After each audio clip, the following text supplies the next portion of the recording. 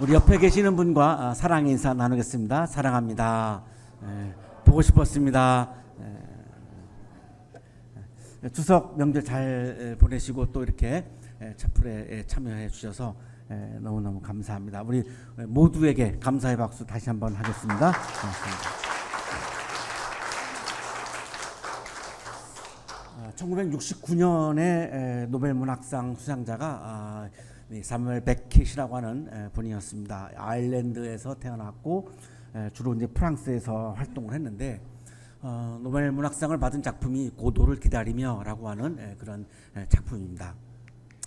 시골길에 이렇게 나무 한 그루가 아주 오래된 나무 한 그루가 서 있고 그 나무 아래에서 블라디미르와 에스트라공이라고 하는 두 떠돌이가 앉아서 무언가를 기다립니다.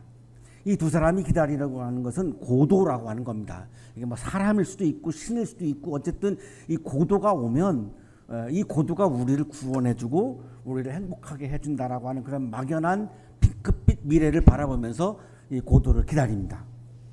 근데 이 고도가 오지를 않습니다. 끝까지 이 작품이 끝날 때까지 오지 않습니다. 한 소년이 이제 이렇게 이 두 사람에게 와가지고 오늘 안 온대요. 그러면 내일 온대요. 그 두 사람이 또 그 다음날 또 와서 이제 기다리죠. 또 소년이 와가지고 오늘 안 온대요. 그러면 내일 온대요.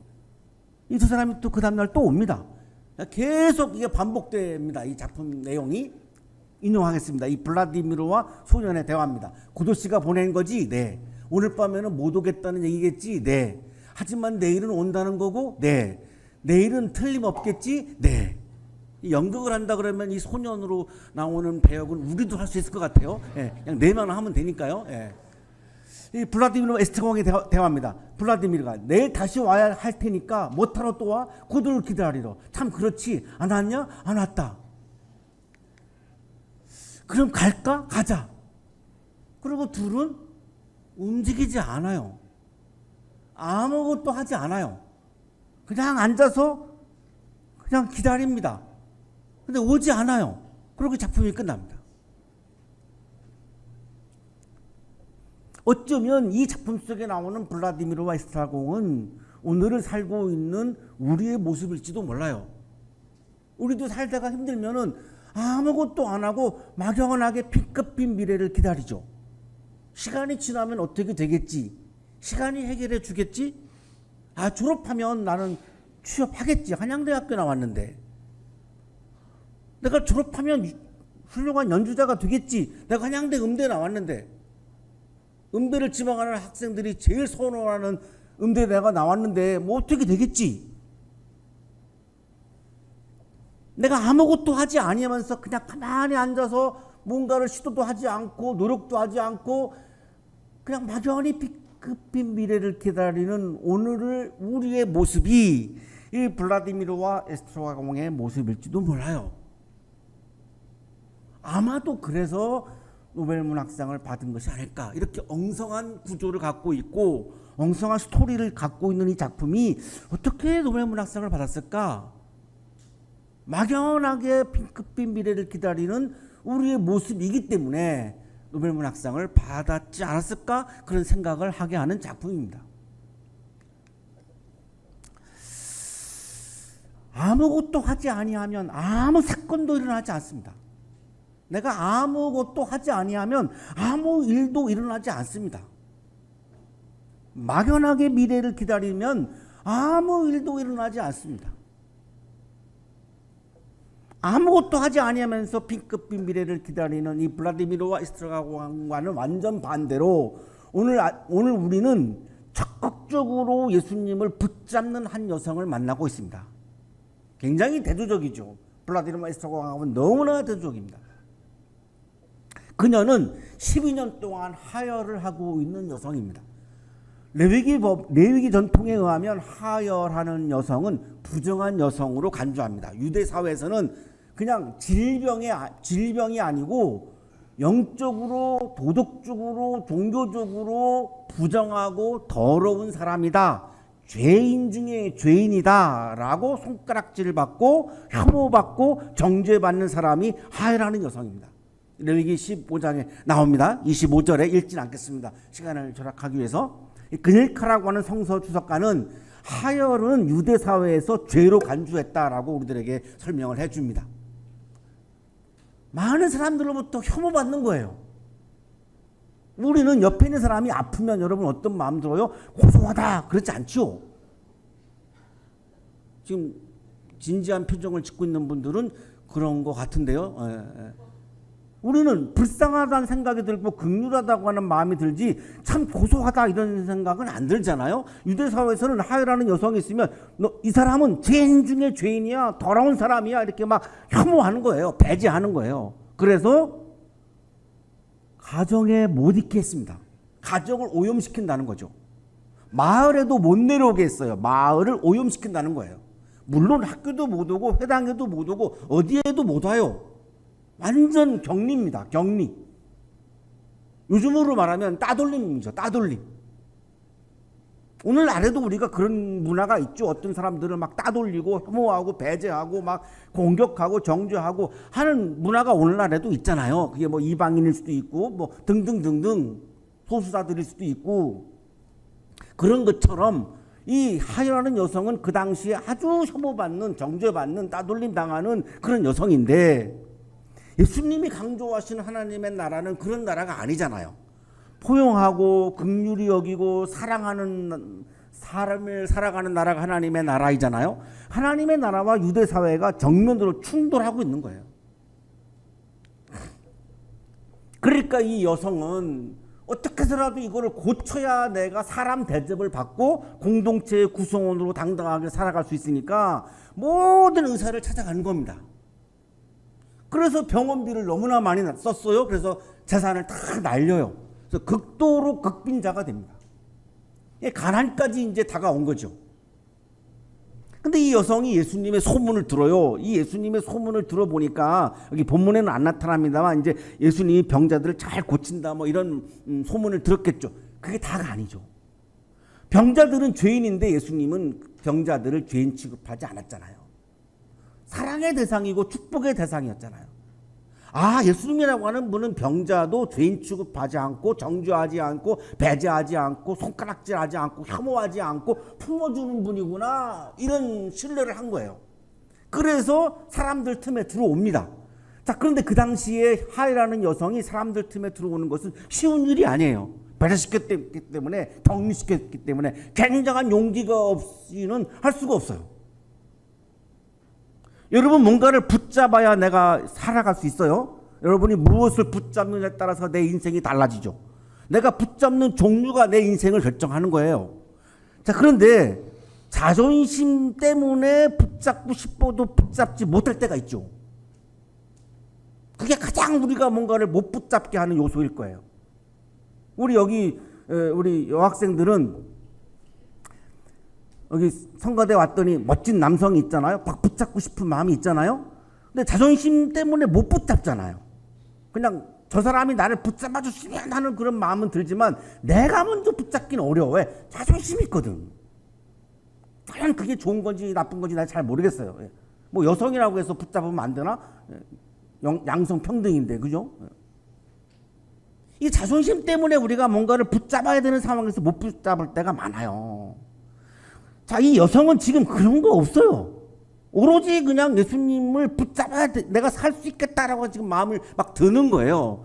그런데 예수님 앞에 가서 붙잡을 용기가 없어요. 그 정도 용기는 없어요. 사람들 틈에 들어온 것만으로도 엄청난 용기예요. 그래서 예수님 뒤에로 간 거죠. 뒤에로 가가지고 예수님의 몸을 붙잡으면 표시가 나니까 예수님이 알아차릴 거 아니에요. 그래서 옛날에 유대인들은 이렇게 긴 옷을 입고 다녔잖아요. 이게 이불이에요. 유목민들이니까. 그러니까 뒤에서 겉옷을 살짝 이렇게 터치한 거예요. 붙잡은 것도 아니고 이렇게 살짝 터치한 겁니다. 영어 성경에는 터치라고 나와요. 왜 그랬을까요? 그렇게만 해도 내가 병이 나을 거라고 예수님을 신뢰하는 마음이 있던 거예요. 그렇게만 해도.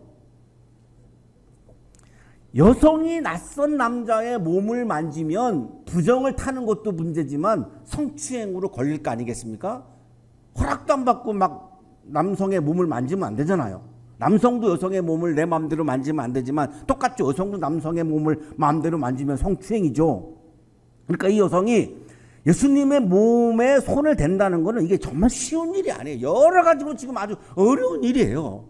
그런데 이 여성의 마음을 가득 채우고 있는 생각은 내가 옷만 만져도 내가 나을 거야. 내가 이제 정상인으로 돌아갈 수 있을 거야. 내가 정당당당한 사회 구성원으로 내가 살아갈 수 있을 거야. 이게 가장 이 여성의 마음에 막 차 있는 거예요. 이 예수님에 대한 신뢰죠. 그때 출혈이 멈춰요. 그리고 몸이 나아요. 치유가 이루어져요. 예수님을 붙잡음으로 인해서 치유를 이 여성은 지금 경험하고 있죠. 예수님을 붙잡음으로 인해서 치유를 구성하고 있어요. 자, 이 여성이 붙잡은 건 뭐죠? 예수님입니다. 이게 영성입니다. 자, 우리 한국 교회에서는 물질을 붙잡는 것도 믿음이요, 권력을 붙잡는 것도 믿음이요, 명예를 붙잡는 것도 믿음이요, 부자가 되는 것도 붙잡는 것도 믿음이요. 너무 막 이게 혼란스럽습니다. 오늘 제목을 영성 예수님을 붙잡다라고 제목을 붙인 이유는 이런 절박한 마음 때문에 그래요. 영성은 예수님을 붙잡는 게 영성이지 물질을 붙잡는 건 욕망이죠. 그럼 물질을 붙잡지 말라고요? 아니, 그런 얘기가 아니라니까요. 물질을 붙잡아야죠. 물질을 안 붙잡으면 다 우리 굶어 죽게요. 붙잡아야죠. 붙잡지 말라는 게 아니라 물질을 붙잡는 건 영성은 아니라는 말씀을 드리는 거예요. 그건 영성은 아니에요. 내가 생활에 필요해서 물질을 붙잡는 거죠. 그러나 그건 영성은 아닙니다. 영성은 예수님을 붙잡는 게 영성이죠. 그러나 제가 권하고 싶은 거는 물질을 붙잡음으로 인해서 예수님을 붙잡을 수 없는 상황이 온다면 물질을 놔야죠. 저는 그렇게 생각하는 거예요. 100% 다 놔라. 그렇게 얘기하진 않아요. 그럼 굶어 죽게요.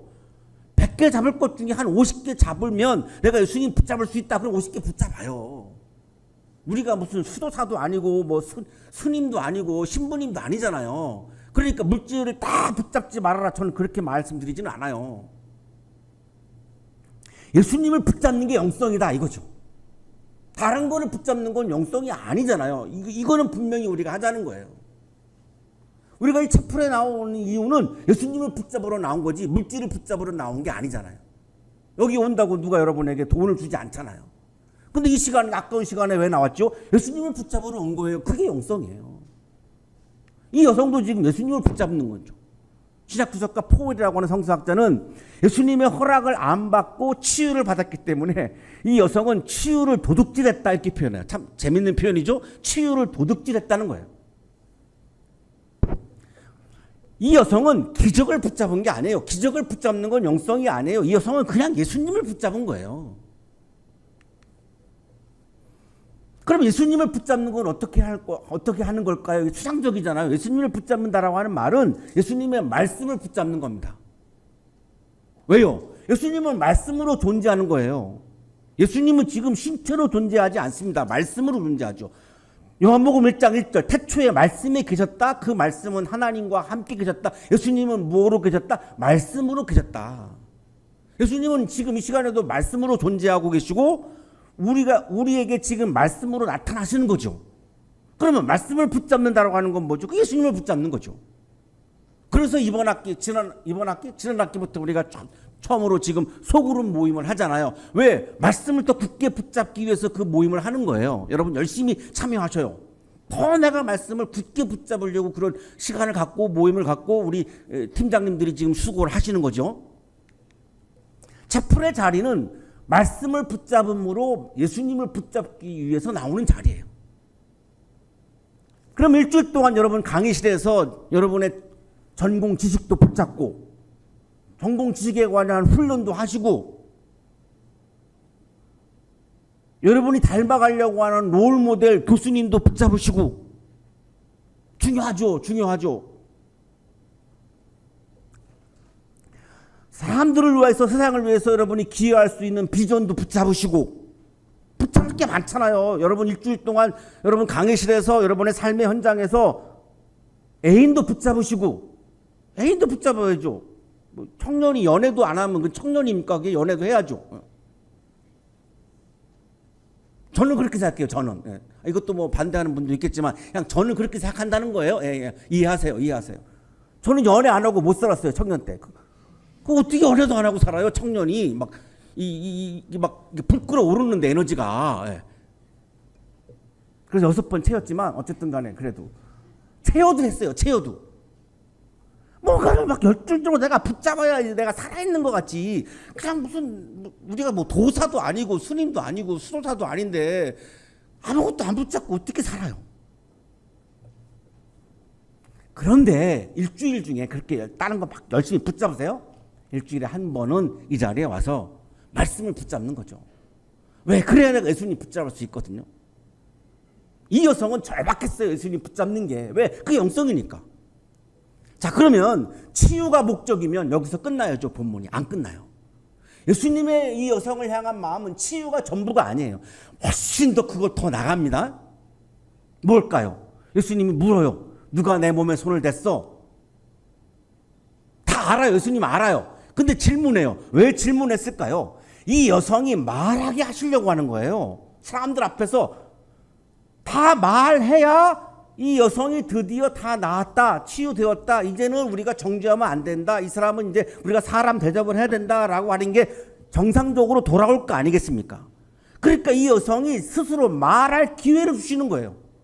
그래서 물으신 거예요. 이게 이 여성을 향한 예수님의 마음이에요. 예수님의 마음은 단순히 치유가 아니라 사람답게 정정당당한 구성원으로 인간답게 거룩한 존재로 존중받으며 살기를 원하시는 거예요. 이게 우리를 향한 예수님의 마음이에요. 그래서 물으시는 거예요. 말하도록 기회를 주시는 거죠. 여기서 안 끝나요. 대단. 읽어보면 정말 예수님 마음 대단합니다. 여기서 안 끝나는 건 뭐냐면 이 여성이 사회적으로 성추행범으로 걸릴 수 있어요. 남성의 허락도 안 받고 몸을 만졌으니까. 그래서 이거를 또 보호하십니다. 그래서 뭐라고 말씀하시냐면 딸아 이렇게 말씀해요. 딸아. 왜 딸이라고 말씀하죠? 딸도 아닌데. 딸이 아빠의 몸을 만지는 건 성추행이 아니에요. 낯선 남성의 몸을 만지면 성추행범이지만 딸이 아빠의 몸을 만지는데 그게 왜 성추행이에요? 아빠가 좋아하지. 여러분 아빠의 몸을 안 만지잖아요. 잘 안 보려고 하잖아. 우리 여기 지금 계시는 교수님 중에 한 분이 저에게 말씀하셨는데 너무 내가 뻥 터졌어요. 우리 그 교수님 여기 지금 계시는데 이 사부님이 딸을 너무 예뻐하신대. 난 그거 이해가요. 난 딸이 없기 때문에 난 딸 있으면 이 사실 같이 살지도 몰라. 근데 걔는 나를 싫어할 거야. 그죠? 여기도 마찬가지예요. 이 사부님이 딸을 너무나 예뻐하니까 막 끼고 사나 봐. 그러니까 이 따님이 우리 교수님한테 그러더래. 엄마 남편 좀 어떻게 좀 해결 좀 해. 이렇게 얘기하더래요. 이게 귀찮은 거지. 하지만 어쨌든 딸이 아빠의 몸을 만지는 게 아빠는 좋은 거예요. 얼마나 그게 황홀하겠습니까? 여러분은 그렇게 안 하지만 황홀한 거예요. 오늘 저녁에 꼭 가서 아빠의 몸을 좀 이렇게 만지세요. 예. 그럼 굉장히 좋아하실 거예요. 그게 무슨 성추행입니까? 모르는 남자의 몸을 만지면 성추행이지. 그래서 이걸 여성을 보호해 주려고 지금 예수님이 딸아 이렇게 하시는 거예요. 기가 막히지 않습니까? 예수님의 마음이 정말 와. 그러고 나서 축복하십니다. 안심하고 가거라. 이 병에서 벗어나서 건강하여라. 이거 축복의 말씀이죠. 이 단계를 보세요. 치유는 안 끝나죠. 치유가 구원으로 이어지고 구원이 축복으로까지 이어져요. 이게 우리를 향한 예수님의 마음이에요. 그런 예수님을 우리가 붙잡는 자리가 바로 이 채플의 자리죠. 예수님의 창조적 소리, 창조적 발성이 울려 퍼집니다. 내 믿음이 너를 구원하였다. 치유가 다가 아니죠.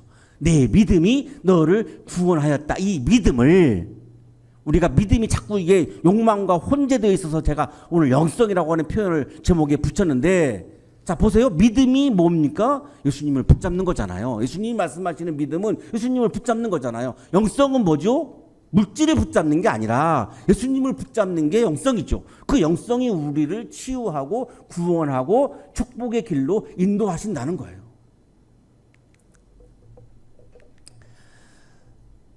그니카라고 하는 성서학자는 그녀가 구원과 건강을 선사받을 수 있었던 토대는 믿음이었다, 이렇게 설명합니다. 다시 말하면 영성이었다. 우리 사랑하는 한양 가족 여러분, 새 학기가 시작되었습니다. 아무것도 하지 아니하면서 막연히 핑크빛 미래를 기다리면 아무 사건도 내 인생에서 일어나지 않아요. 열심히 최선을 다해서 열정적으로 붙잡으세요.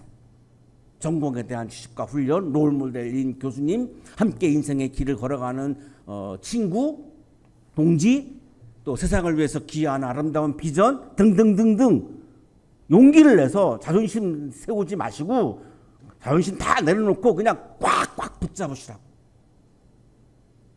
그리고 목요일날 이 자리에 나와서 예수님을 붙잡으세요. 그 예수님을 붙잡는 영성이 여러분들을 치유하시고 구원하시고 또한 축복하셔서 아름다운 삶의 길로, 행복한 삶의 길로 여러분을 인도하십니다. 물질을 붙잡는다고 해서 여러분에게 구원이 오지는 않아요.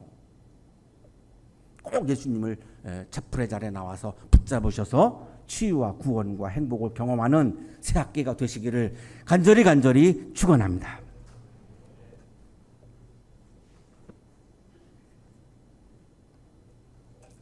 새 학기를 주셔서 감사합니다. 이번 학기 동안 우리가 예수님을 꼭 붙잡는 영적인 학기가 되게 하여 주옵소서. 주님이 주시는 치유와 구원과 축복을 마음껏 경험하는 새 학기가 되게 해 주옵소서. 예수 그리스도의 이름으로 기도하옵나이다.